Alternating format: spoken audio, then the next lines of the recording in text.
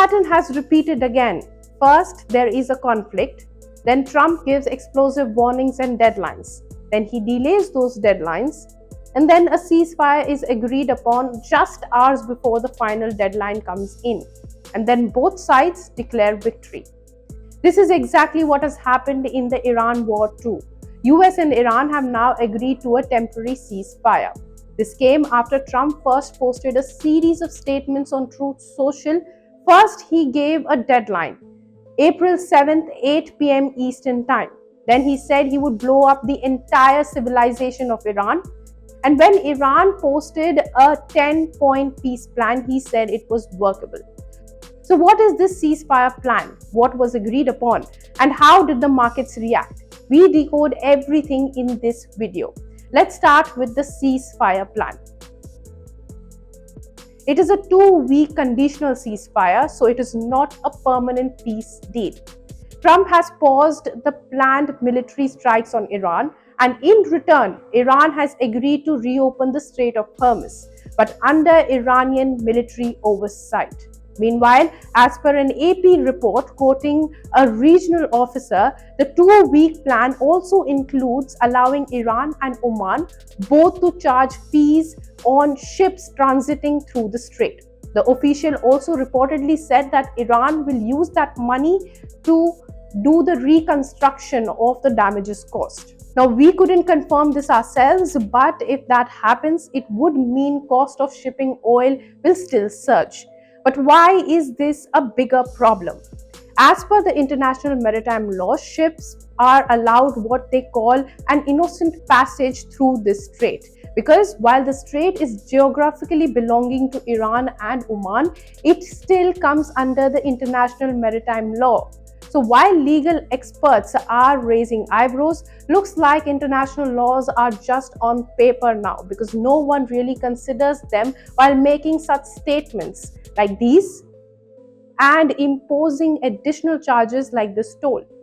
Anyway, moving on to Iran's 10-point peace plan that Trump says is workable. Its key demands include a complete and permanent end to the war, not just a pause, lifting of economic sanctions imposed by the United States, reconstruction support for damage caused by airstrikes, a structured plan for safe reopening of Strait of Hormuz, a broader push to end all regional conflicts involving Iran, and a promise that Iran will not be attacked again.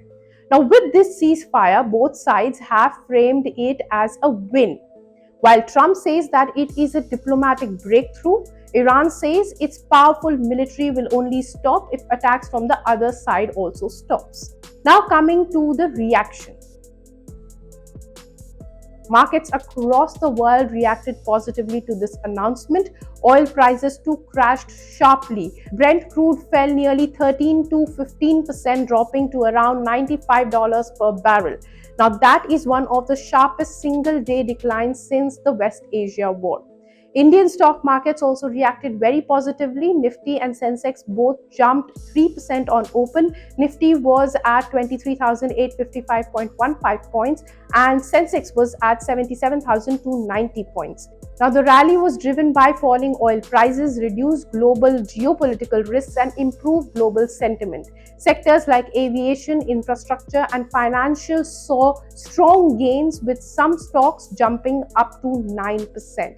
The RBI also held its monetary policy meeting, and the outcome was repo rate unchanged at 5.25%, and the policy stance was neutral.